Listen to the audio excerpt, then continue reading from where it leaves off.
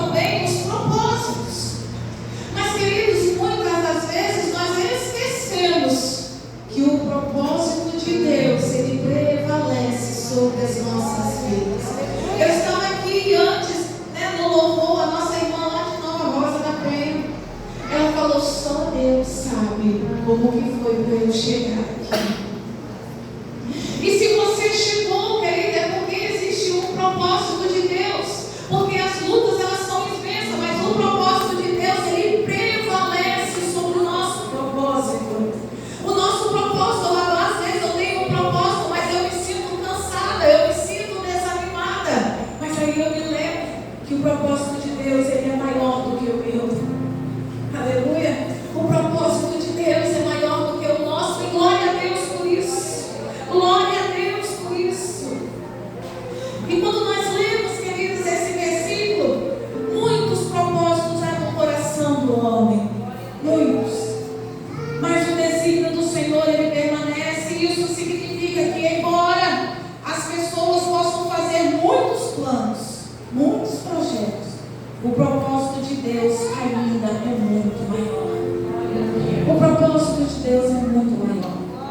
E aí, queridos, mas quando nós falamos de propósito, nós estamos sempre falando de propósito. A irmã Adelina já falou de propósito, as irmãs do louvor já ministraram também em propósito. Se nós aqui prestamos atenção, todos os louvores ele falou, ele ligou alguma coisa nesse tema. Mas aí eu pergunto para você, o que é propósito?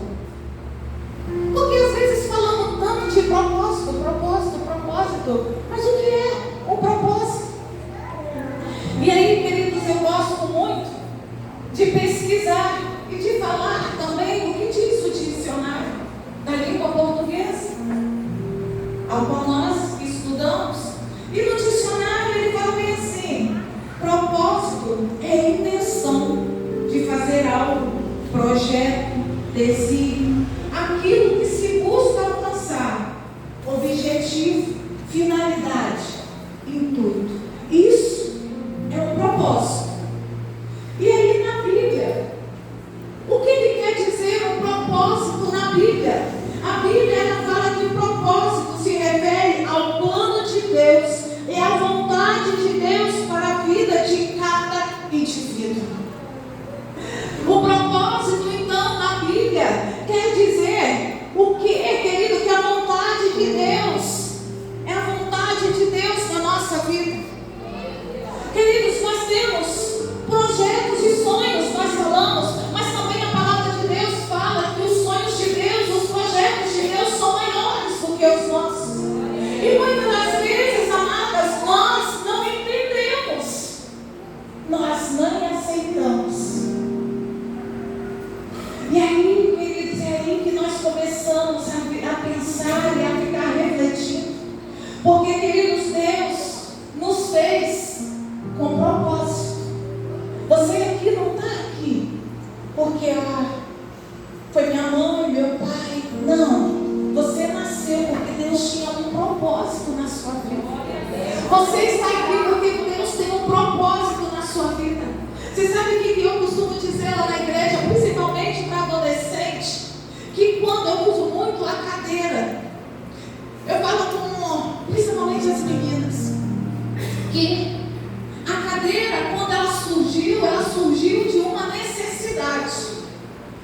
Imagina o homem lá atrás, eu não sei nem quando foi criada a cadeira, mas eu imagino que ele cansou e ele precisava se assentar, descansar.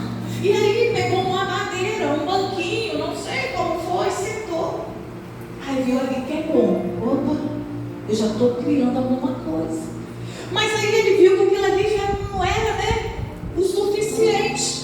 E ele foi projetando, vou fazer uma coisa que seja mais confortável. E criou a cadeira. Então hoje nós temos a cadeira, porque alguém teve uma necessidade e criou a cadeira. Queridos, você não é obra do acaso. Deus tinha uma necessidade. Deus tinha uma grande necessidade lá no meio da sua família, lá no meio da sua parentela, ou lá no meio da faculdade, ou qualquer lugar que Deus já tinha projetado chamado e Ele sabia que seria você para estar lá. Então, queridos, quando Deus nos criou, Ele nos criou com um propósito, e ainda maior, o propósito dele é de adorarmos e exaltarmos o nome dele. O propósito de buscarmos a santidade, o propósito, querido, de estarmos em comunhão com Ele. Esse ainda é o maior propósito de Deus para as nossas vidas. É o maior propósito. Nós somos criados para adorar a Deus, para exaltar a presença santa do Senhor.